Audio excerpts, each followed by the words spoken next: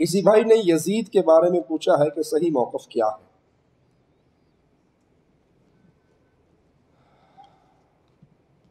یزید، بعض لوگ یزید بن معاویہ کو، امیر معاویہ رضی اللہ عنہ صحابی رسول،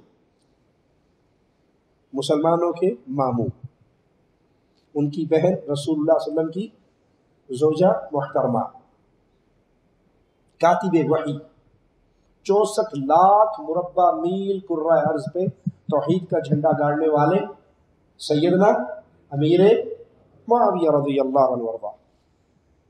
کچھ لوگ یزید کو سیدنا حسین رضی اللہ عنہ وارضاہ کے مقابلے پر پیش کرتے ہیں۔ یزید کا مقابلہ کس سے کرتے ہیں؟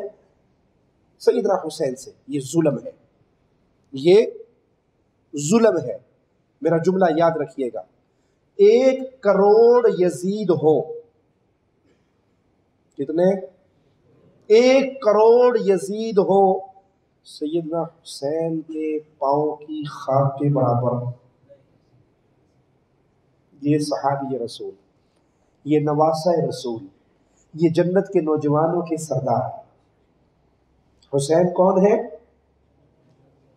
جنت کے نوجوانوں کے سردار، علی کے بیٹے، فاطمہ کے لخت جگر، رسول کے پھول، خوشبو، نبی کی خوشبو، نبی کا نواسہ، جس کو نبی صلی اللہ علیہ وسلم اپنے کندھوں پہ سوار کرا کے سیر کرایا کرتے تھے۔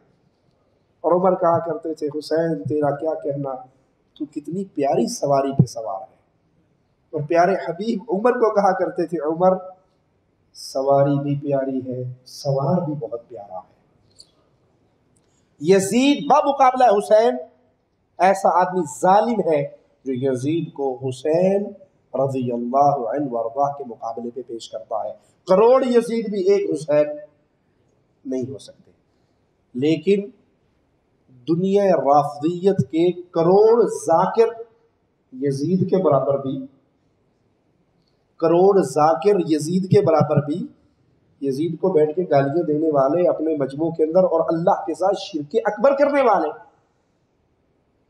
یزید جیسا کیسا بھی تھا، کافر، مشرک، اور جو ذاکر آج یزید کو گالیاں دیتے ہیں یہ مشرک ہے، یہ بد عقیدہ ہے، ان کا کفر کھلا ہوا کفر ہے۔ تو یزید کو بمقابلہ حسین پیش کرنا بھی ظلم ہے، اور یزید کو، یہ جتنے دنیا جہان کے ذاکر ہیں ان سارے ذاکروں سے افضل ہے یزید۔ اللہ سے دعا ہے اللہ ہماری خطاؤں کو معاف فرمائے۔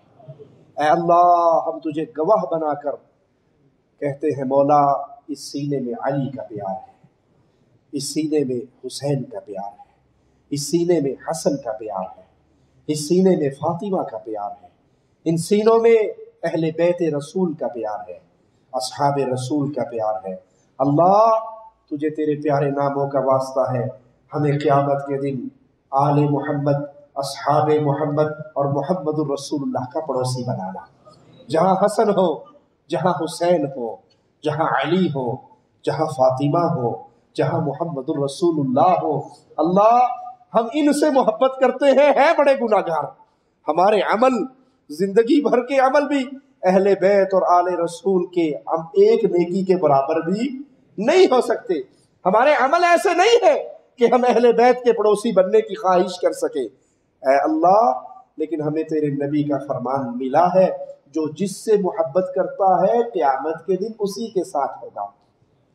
اللہ تو گواہ رہنا، ہم تجھ سے محبت کرتے ہیں، تیرے رسول سے محبت کرتے ہیں، تیرے رسول کے اہل بیت سے محبت کرتے ہیں، تیرے رسول کے اصحاب سے محبت کرتے ہیں، اور تجھ سے دعا کرتے ہیں قیامت کے دن ہمیں جنت الفردوس میں محمد، آل محمد، اصحاب محمد صلی اللہ علیہ وسلم کا پڑوسی بنانا۔ اقول قولی ھذا واستغفر اللہ لی ولکم ولسائر المسلمین فاستغفروہ انہ هو الغفور الرحیم۔